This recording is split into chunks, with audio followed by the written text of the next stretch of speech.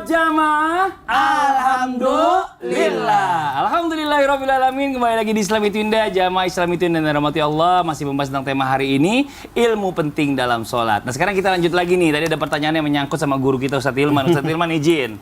Kita lagi sujud terakhir. Wah, tiba-tiba tangan kita kejatuhan kotoran cicak. Atau mungkin ya, kalau kotoran cicak, ada anak kita yang kecil gitu ya. Anak kita kecil datang. Cuk. Dia nggak pakai popok. Nggak taunya habis pipis. Selesai. Ini apa kita harus mengulang atau bagaimana? Mohon izin penjelasannya nih Ustadz Hilman. Iya, Masya Allah, tabarakallah. Mohon izin Ustadz Maulana, Ustadz Syam, Mas Fadli. Jamaah Islam Itu Indah yang dicintai Allah. Alhamdulillah. Wassalatu wassalamu ala rasulillah.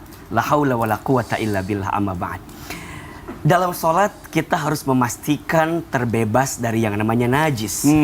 Karena najis itu bisa membatalkan sholat. Akan tetapi terkait dengan pertanyaan ini, urusan kotoran cicak ya. Nah, memang ini sangat panjang penjelasannya, tapi mohon izin mungkin kita coba sederhanakan. Saya mengambil keterangan dari kitab Manhajut Thullab. Disebutkan di sana tidak batal sholat seseorang jika dengan tidak sengaja muncul sesuatu yang memungkinkan dia bisa terkena sesuatu yang merusak sholatnya. Contoh, dia lagi sholat, ada angin kencang, misalnya tersingkap auratnya. Maka dia tinggal kemudian tutup lagi auratnya itu, maka sholatnya dilanjutkan.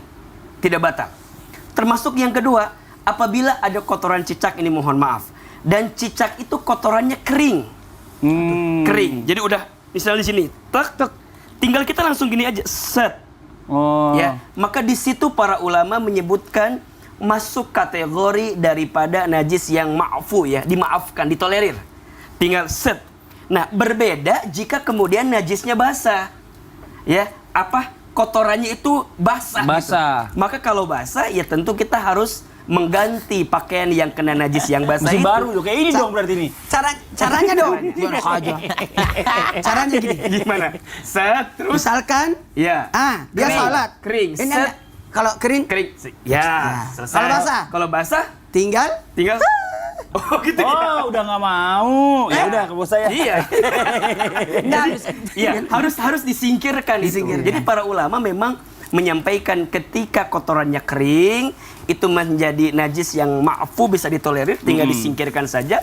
Tetapi kalau kemudian itu basah, maka itu membatalkan dan mengakhirkan sholat kita untuk mengganti pakaian tadi. Kalau anak datang, tiba-tiba anak nggak pakai celana gitu ya kan? Atau celananya udah basah, katanya dia nggak pakai popok. Ini berarti kan masuk kategori tempat yang tidak disengaja, bahwa kita nggak bisa pindah kan? Nggak bisa kemudian geser ke sini, nggak bisa kan? Tiba-tiba kita lagi tahiyat gini, dia datang main pangku duduk di selesai deh kita sholat. Maka kategori tempat yang kira-kira nih ya, kita udah sholat, kemudian kita nggak bisa pindah tempat. Dan tempatnya sudah di situ dan memungkinkan ada orang lain yang akan tersingkirkan oleh kita, misalnya lagi sholat ada orang awas jadi merusak sholat kita. Maka kembali kepada pertanyaan yang tadi terkait dengan kotoran cicak itu, jika kotorannya bersifat kering itu menjadi najis yang ditolerir, tinggal kita singkirkan saja. Tapi jika itu basah, maka segera kita gantikan pakaian kita, kemudian ya berarti sholatnya harus diulangi dari pertama. Nah, ini insya Allah menjadi bentuk keringanan, bahwa Islam ini kan agama yang sangat ringan gitu. Termasuk dalam sholat, insya Allah dengan segala rusuh yang Allah berikan, kita bisa menghadirkan hikmah di balik apapun yang terjadi. Artinya jangan disengaja juga gitu kan. Betul. Kita cari yang ada tempat kotorannya. Nggak punya kerjaan gitu. Nah, maka harus bersih badan, pakaian termasuk sholat. Maka ya dipastikan ini kepada para pengurus masjid, pengurus musola, agar kemudian dijaga tempat sholat kita yang terbaik. Masya Allah. Jazakallah khair kasiran. Terima kasih banyak Ustadz Hilman. Nah, sekarang kita lanjut lagi nih buat jamaah Islam Itu yang ada di rumah. Tadi kan Ustadz Maulana bilang kalau sholat zuhur sama sholat asar kan nggak dilafazkan, nggak dibesarkan suaranya. Tapi kalau maghrib, isya, subuh, itu kan suaranya kan dikeraskan. Itu kenapa? Alasannya kenapa Ustadz? Biar saya tahu juga nih, jamaah di rumah juga paham. Oke.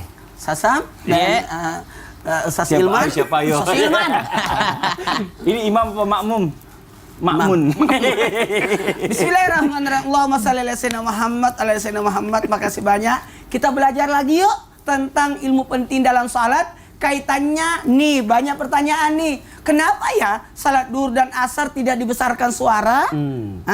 Kemudian maghrib isya dibesarkan. Begitu pula subuh. Maka subuh disamakan dengan maghrib dan isya disebabkan dua hal. Nah, niat dua hal. Yang pertama, ingat, salat yang berkaitan dengan terang. Berkaitan dengan terang, maka dia tidak bersuara. Tidak bersuara. Yang terang. Apa itu yang terang?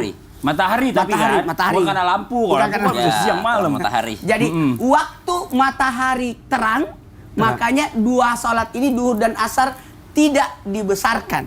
Nah, sementara waktu salat yang gelap, tidak ada matahari, di situ disuarakan. Dari hikmahnya, kenapa disuarakan, kenapa tidak disuarakan? Karena di saat itu ada saat sibuk dan saat sunyi.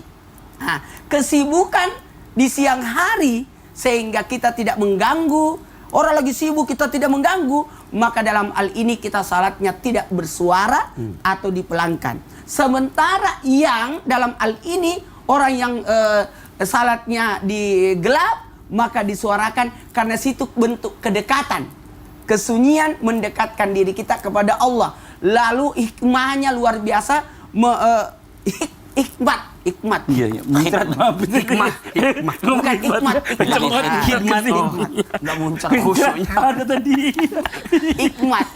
Maka ada pertanyaan. Ustadz, bagaimana dengan salat Jumat? Bagaimana dengan salat Idul Fitri? Bagaimana dengan salat Idul Adha? Yang mana dibesarkan suara padahal di waktu yang Matahari terang. terang. Matahari terang. Maka dalam hal ini disebutkan, bahwa ini adalah bentuk lebaran. Hari raya. Di mana orang semua pada fokus. Tapi pertanyaannya, gimana kalau saya bersuara, Ustadz? Apakah salah? Sebenarnya tidak ada masalah. Dari sebagian ulama berpendapat aman-aman saja. Cuma dalam hal ini otomatis minimal kita mendengarkan suara kita sendiri.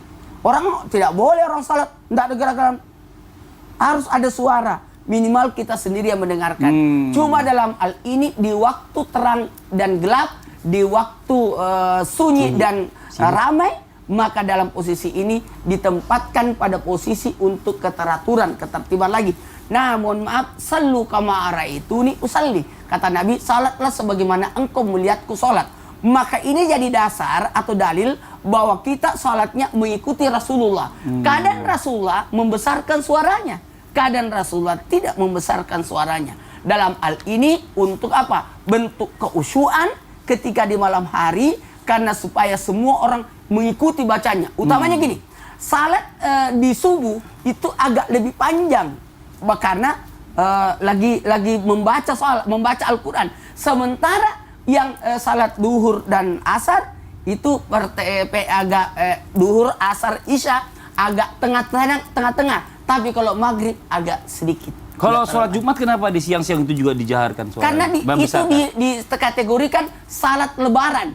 Lebarannya dan syiar. Lebarannya orang miskin di hari Jumat. Oh, Masya Allah. Bahkan itu termasuk hajinya orang miskin. Masya Allah. Terima kasih banyak Ustadz Maulana atas penjelasannya. Nah, sekarang kita lanjut lagi buat jamaah Islam itu yang ada di rumah. Nah, pernah nggak ngelihat nih pada saat iktidal ya? Sami Allahu liman hamidah. Kita kan biasa gitu ya. Tapi ada juga ya, Sami Allahu liman hamidah. Kayak lagi mau sholat lagi nih, kayak lagi baca Al-Fatihah dan seterusnya. Ini yang mana yang benar nih? Mohon izin penjelasannya Ustadz Syam. Nih, biar kita nggak salah nih, ya kan? Yang begini atau yang dilepas pada saat iktidal. Izin, Bismillahirrahmanirrahim. Sahabat guru Ustadz Hilman, Ustadz Maulana Mas Fadli serta guru-guru kami yang dimuliakan Allah Subhanahu wa taala. Sami'allahu liman hamidah. Rabbana lakal hamd. Ada yang seperti itu. Sami'allahu liman hamidah. Rabbana walakal hamd. Ada juga yang melepaskan dan ada juga yang bersedekap. Maka subhanallah, oh ada kita kasih sejadah. Ini telat nih panitia masjidnya. Panitia marbot. Marbot ini. Udah iktidal baru dikasih sejadah. Dari awal. Terus ini aja tadi ya. Maka yang pertama yang mesti diperhatikan adalah ketika mengangkat kedua tangan, kalau Syafi'i yakni sejajar dengan telinganya sama seperti takbiratul ihram. Kemudian di mazhab yang lain juga ada yang di dadanya seperti ini. Kemudian ketika mengangkat tangan hendaklah ya paling bagus jari itu menghadap ke kiblat ya. Betul. Jari itu menghadap ke kiblat. Karena ada juga orang sami Allahu liman hamidah seperti ini ya. Sami Allah. Ada juga Allah ya, hadap kiblat jari-jarinya. Itu yang pertama yang diperhatikan. Yang kedua, ada satu riwayat dari sahabat Wail melihat baginda Nabi SAW dalam sifat salat Nabi SAW. Nabi setiap kali berdiri, maka Nabi SAW dalam keadaan berdiri yakni meletakkan telapak tangan kanannya di atas genggaman tangan kirinya.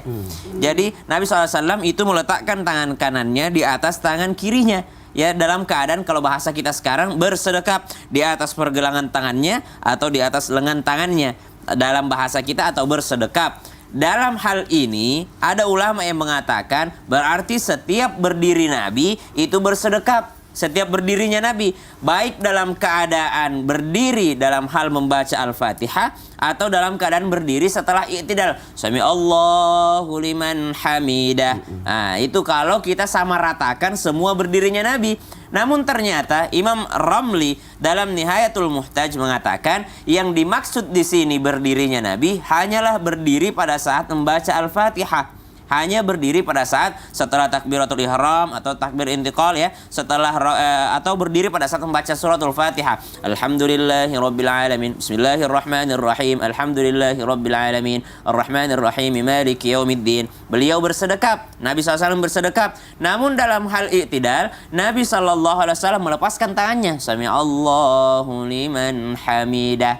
Tidak bersedekap kembali menurut Imam Ramli. Bahkan menurut Imam Al-Bakri ya, dalam kitab beliau dikatakan yang lebih utama adalah pada saat ruku nih ya, dimulai dari ruku ya. Subhana rabbil azim wa bihamdi sami'allahu liman hamidah, bersamaan mengangkat tangan dengan mengangkat kepala ya. Sami'allahu liman hamidah, itu yang lebih utama. Bahkan setelah kita i'tidal sami'allahu liman hamidah, menurunkan tangan Rabbana lakal hamdu mil'us samawati mil'ul ardi wa ma syi'ta min syai'in ba'd, barulah kita setelah itu bersujud. Begitu pula setelah membaca doa kunut ya, hendaklah menurunkan tangan ya. Wassallallahu ala sayyidina Muhammadin nabiyil ummi wa ala alihi wa sahbihi wasallam. Allahu Akbar, menurunkan tangannya, jangan dibawa sampai sujud. Ya sallallahu alaihi wasallam. Allah. Dia jaga tangannya. Jangan dibawa sampai sujud, tapi setelah salam langsung turun tangannya. Maka Nabi sallallahu alaihi wasallam dalam riwayat Wail menurut pendapat daripada kalangan mazhab Syafi'iyah yakni tidak bersedekap di dalam setelah i'tidalnya. Ada juga yang lebih yang jelas begini. Dua pendapat ini silahkan dipakai. Yang jelas ada rujukannya. Ada orang yang bersedekap, oh berarti dia rujukannya kepada hadis riwayat Wail tadi, sahabat Wail tadi. Tapi ada juga yang tidak bersedekap, berarti dia mengikuti pandangan daripada mazhab Syafi'i. Yang keliru adalah ketika dia Sami Allahu liman hamidah. Itu salah. Kalau ada putar-putar tangan segala macam ya, enggak usah nama. Allahu Akbar. Oh, itu ada juga seperti itu. Allah. Liputan agak dalam. Izin. Iya, dulu. Siap. Nah, Masya Allah. Makasih banyak Ustadz Syam. Iya, Sekarang kita sama-sama. lanjut lagi. Kita akan kembali membacakan pertanyaan masuk yang ada di sosial media Islam itu indah. Kalau gitu langsung aja kita kembali ke segmen Tanya Dong Ustadz. Kami semua tanya dong Ustaz. Oke, saya mau ambil surat dulu ya Ustadz ya. Sebentar Ya. ya izin. Nah, ini ada surat-surat dari jamaah yang perlu kita bacakan juga nih. Masya Nah, Allah. saya ambil yang terdepan aja deh. Bismillahirrahmanirrahim. Karena hari ini spesial nih, kita tujukan kepada Ustadz Hilman, tapi yang baca Ustadz Maulana. Ya Allah, jangan sampai aku nggak bisa baca lagi. Bisa. Bisa. Ayo baca Ustadz. Tulisannya, wow. Bagus itu. Dari Okandut. Cikadut. Oh, Okandut. saya kira ini. Cikadut. Cikadut. Okandut di mana daerahnya? 30 Agustus 2022. Assalamualaikum Ustaz. Kemarin pun istri ada di pas nuju net. Aduh. Baca yang bener dulu. Enggak. Buat Ustadz Hilman. Ayo Assalamualaikum Ustaz. Kemarin istri saya ketika salat tiba-tiba mencium bau masakan. Bau. Nggak bisa. Ustadz Hilman deh. Ya baca. Ya. Iya, Assalamualaikum Ustadz. Kemarin istri Abdi pas nuju, aduh, Kok bahasa Sunda gini sih? Iya. Pas nuju. Iya. Gimana sih? Keleresan pas nuju masuk di dapur, ayah sabaraha masakan Allahumma shalli ala sayyidina Muhammad. dipasakna. Terus ku abdi ditinggalkeun kanggo ngademelkeun anu sanesna. Keleresan pas nuju netepan pun istri hilap mareuman kompor. Pun istri bingung kedah neraskeun netepan atanapi kedah ngabatalkeun kanggo mareuman kompor. Punten Ustad, nyungkeun arahna kenging teu alurang ngabatalkeun netepan ku gara-gara bau tutug. Iya. Tahu artinya? Oh, Ustaz Irwan bisa baca Intinya. ya? Iya, dia bisa baca, dia kan orang Sunda. Coba Aku tadi repot. Pantesan. orang Bugis sudah baca begini. Pusing dia. Dikira tulisannya jelek, ternyata bahasa Artinya intinya Sunda. ada apa nih intinya pertanyaannya? Iya. Jadi dia cerita istrinya tuh lagi sholat. Lagi sholat. Lagi sholat. Terus bau gosong. Bau gosong. Masak. Masak. Bau gosong kira-kira sholatnya dilanjutin atau dibatalin. Oh, ini kalau misalnya di dengerin bisa dulu. membahayakan. Tapi aku tadi waktu bacain senang dengarnya. Enak. Udah, waktunya habis ini udah durasinya. Jawabnya aja pakai bahasa Sunda gitu. Jawabannya Ustaz Ilman jawab. Silakan sambil tos ya. Iya. Iya. Masya Allah, tabarakallah, hatur nuhun. Iya pertanyaannya saya pisan, Masya Allah, Masya tabarakallah. Mohon izin, ini TV nasional. Bisa tidak bahasa Indonesia? Punten. Baik. Iya. Terkait membatalkan sholat ketika kita sedang sholat. Ya. Maka jawabannya boleh dengan catatan ada uzur syar'i. Ya. Walaupun para ulama ada berbeda pendapat terkait sholatnya. Ada sholat yang wajib atau sholat yang sunnah. Kalau yang sholat sunnah kan bisa langsung kita selesaikan, kemudian kita langsung mengerjakan apa yang tadi kita mau lakukan. Tapi kalau sholat wajib tentu memang ada persyaratan yang sangat ketat luar biasa. Tapi poinnya boleh dengan catatan ada uzur syar'i. Apa uzurnya? Ketika kita sholat boleh membatalkan sholat dengan catatan ada uzur syar'i. Para ulama setidaknya membagi dalam 3 bagian. Yang pertama, uzur syar'i itu adalah sesuatu yang mengkhawatirkan diri kita kehilangan nyawa. Oh, bisa jadi bahaya. Bahaya bagi kita. Contoh kebakaran. Contoh kebakaran. Contoh gempa bumi. Gempa bumi. Contoh ada binatang buas. Ada buaya lewat. Hah? Gak apa-apa, saya kan lagi sholat ditaplok kita. Gak apa biar husnul khotimah saya gitu. Kayak gitu juga. Itu gak boleh. Iya, membahayakan nyawa berhenti deh. Yang membahayakan berhenti. Jadi yang membahayakan nyawa itu Iya. uzur syar'i. Boleh diberhentikan sholatnya. Kemudian yang kedua, takut kehilangan harta. Contoh, kita nih lagi sholat. Handphone di bawah. Handphone kita ada di bawah. Bunyi. Ustaz datang kan biasa ngambil handphone orang kan? Saya lewat keinjak. Ustaz tiba-tiba datang. Kan biasa pencuri kan? Nggak pencuri. Oh, pencuri. Enggak, contohnya ceritanya pencuri. Ceritanya. Maka diambil. Nah, kita boleh kemudian untuk menjaga harta kita. Hifzul mal. Maka boleh kita berhenti boleh. sholat dulu untuk menjaga harta kita. Gitu. Nah, itu yang kedua. Tapi ini handphone saya. Ustaz dia mau ambil juga. Ngerasa punya dia tadi. Terus. Nah, Yang ketiga. Ketika kita melihat ada seseorang yang butuh pertolongan dan Nyawa tidak orang. ada lagi yang bisa nolong orang itu. Contoh, sini dong. Jangan saya dong. Sini dong. Tiba-tiba ini jatuh. Oh, Jatuh. bukan jangan jatuhin, jangan jatuhin. Jangan jatuhin. Ceritanya Ustaz kesetrum.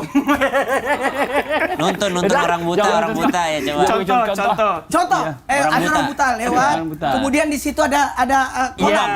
Ada kolom. Gitu. Bukan saya. Bukan saya. Kelihatan terjemahannya. Bukan saya ya Allah. Dari tadi diem di sini. Iya. Gitu, Ustaz. Gitu. Jadi Orang saya tadi. Beneran nih. Mas Fadli, jorokin. Enggak. Masa begini doang. Nah, itu boleh atau mohon maaf. Anak kecil. Ada dokter misalnya. Oh, dokter. Dia itu memang spesialis untuk ngurusin pasien itu. Kemudian nggak ada lagi yang bisa nolong dia. Maka otomatis kalau dia misalnya tidak kemudian menolong pasien itu, khawatir ada sesuatu yang madarat. Maka boleh diberhentikan sebagai bentuk menolong orang tersebut. Maka kembali kepada pertanyaan yang tadi, boleh dibatalkan. Sekarang yang gosong gimana Ustaz? Kalau bau gosong itu khawatir kebakaran. Berikutnya pasti kebakaran itu. Pasti Nauzubillah kan? min zalik, iya. Khawatir misalnya dia sedang masak tapi takutnya malah jadi sesuatu yang gak baik juga. Betul. Bikin gak khusyuk. Iya. Mikirin masakan. Oh iya benar. Iya kan?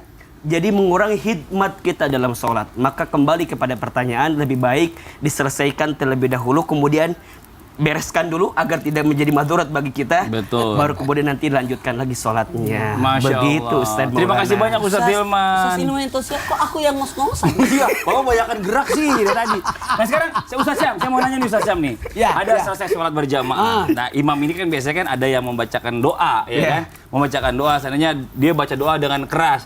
Nah ini ada orang yang nggak mau ngikutin imam, dia berdoa sendiri. Itu boleh nggak? Atau dia harus mendengarkan imam yang berdoa? Oh, ini manggut-manggut. Oh, iya. Manggut-manggut, Ji. Jangan-jangan dia lagi mikir jawabannya. Dada. Hah? Yang manggut-manggut aku yang bahasain. Oh. Kenapa aku ditanya? Sinetron kali ya. Nah, setelah satu ini yang dibaca kemana-mana tetap di Islam itu Indah. Jamaah, oh jamaah, alhamdulillah. Itu VO namanya, voice over. Sinetron kali ya. Voice over ya.